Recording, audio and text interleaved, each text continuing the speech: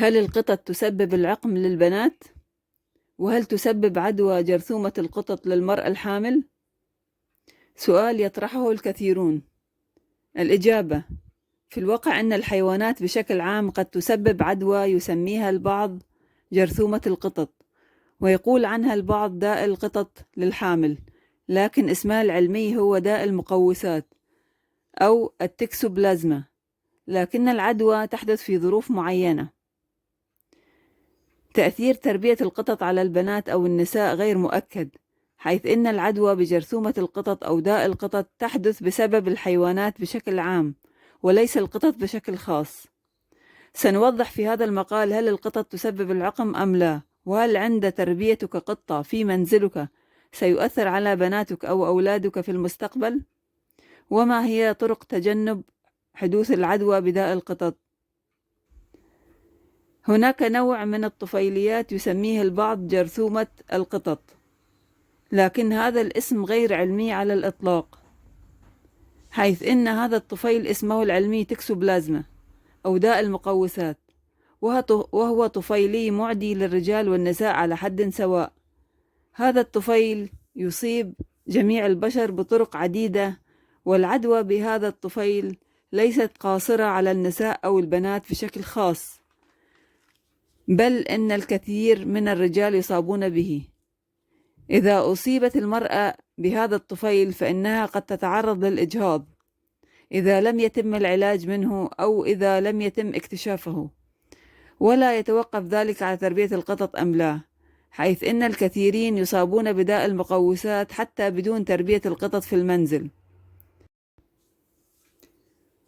ما هي طرق العدوى عن طريق جرثومة القطط أو طفيل توكسوبلازما داء المقوسات؟ أولاً، الطعام الملوث غير النظيف، وبخاصة الطعام غير المطهي جيداً مثل اللحوم المصنعة مثل اللانشون، السوسيس ومثيلاتها.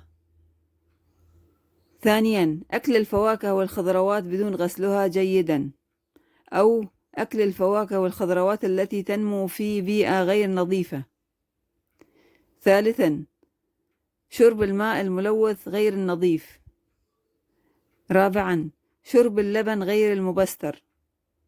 خامساً، التعامل مع براز القطط الملوث بشكل مستمر وبدون غسل الأيدي. سادساً، العدوى من الأم للجنين في فترة الحمل. سابعاً، عن طريق عمليات نقل الأعضاء بنسبة ضئيلة جداً.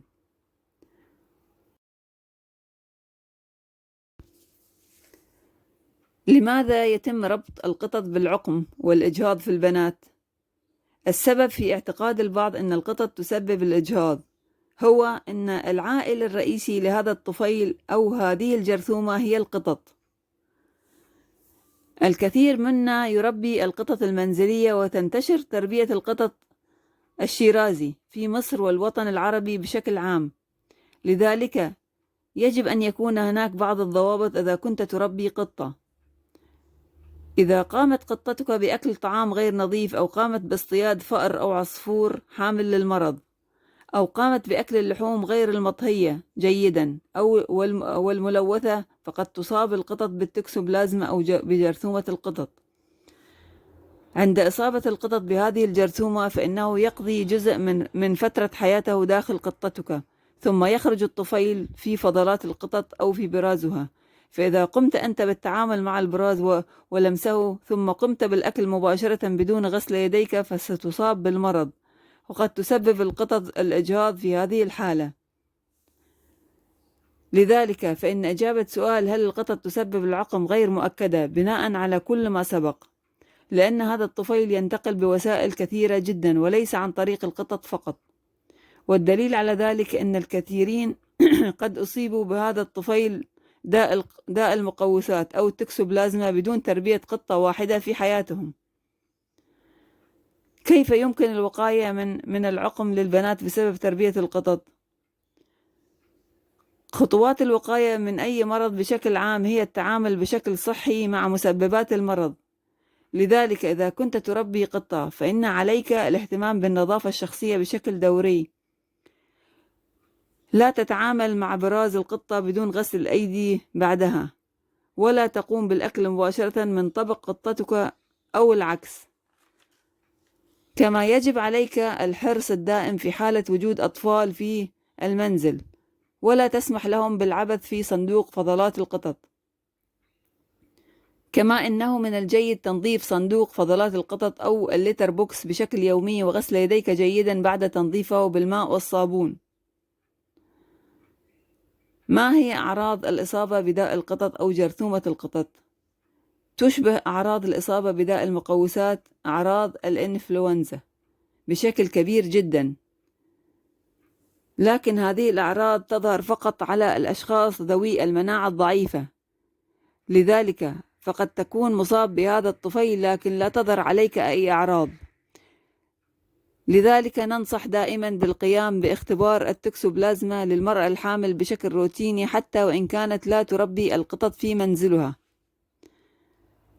أما عن أعراض العدوى من جرثومة القطط فهي كالتالي: أولا ارتفاع الحرارة وكذلك ضعف عام. ثانيا تعب وإرهاق غير مبرر. ثالثا الشعور بالألم في كافة أنحاء الجسم. رابعا صداع وألم الرأس المستمرة. خامسا ملاحظة انتفاخ العقد الليمفاوية. سادسا التهابات في العين وخلل في الرؤية وكذلك احمرار العين وزيادة إفراز الدموع. قد تستمر الأعراض لمدة شهر أو أكثر، مما يدل على ضرورة القيام بالتحليل خاصة للمرأة الحامل. لماذا يتم ربط القطط بالعقم والإجهاض في البنات؟ كيف يتم تحليل داء القطط للحامل؟ إذا كنت حامل في أي شهر وتربين قطة أو كلب في منزلك وتعتقدين أنك مصابة بجرثومة القطط أو داء القطط، فمن الممكن القيام بالتحليل بسيط في المعمل البشري لمعرفة هل أنت مصابة بهذه الجرثومة أم لا. تحليل جرثومة القطط في المعمل البشري يشمل على ما يلي: أخذ عينة من المرأة الحامل، تحليل العينة لمعرفة وجود أجسام مناعية من النوع LGG أو LGM. عن طريق هذا التحليل يتم معرفة هل هناك عدوى حالية أو سابقة بجرثومة القطط. بناء على نتيجة التحليل يمكنك بسهولة معرفة نسبة إصابتك. في كثير من الأحيان قد تحتاج إلى إعادة التحليل والقيام بتحاليل أكثر دقة، حيث إن نسبة وجود هذه الأجسام المناعية قد تعني أحيانا أنك كنت مصابة بالعدوى من قبل، ولا تعني بالضرورة وجود عدوى في الوقت الحالي. لذلك ننصح دائما بمراجعة طبيبك المختص في ذلك.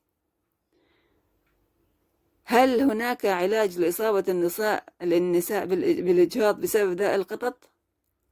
العلاج بسيط جدا، ومن السهل علاج هذه الحالات في حالة اكتشافها. لذلك فإننا دائما ننصح المرأة الحامل بالقيام بهذا التحليل بشكل روتيني في بداية الحمل. تحليل جرثومة القطط ضروري للمرأة الحامل ويضمن عدم الإصابة بالإجهاض سواء كنت تربين القطط في منزلك أم لا. هل القطط تسبب العقم للبنات؟ وهل داء القطط معدي بين البشر؟ لا، داء القطط غير معدي من إنسان لآخر، لكنه ينتقل فقط من الأم للجنين خلال فترة الحمل. لذلك إصابة أي شخص بداء القطط لا يعني أنه سينقله للآخرين من المحيطين به. لذلك فإنه إصابة أحد النساء بداء القطط وإهمال العلاج وحدوث الإجهاض على سبيل المثال لا يعني أنها ستنقل المرض.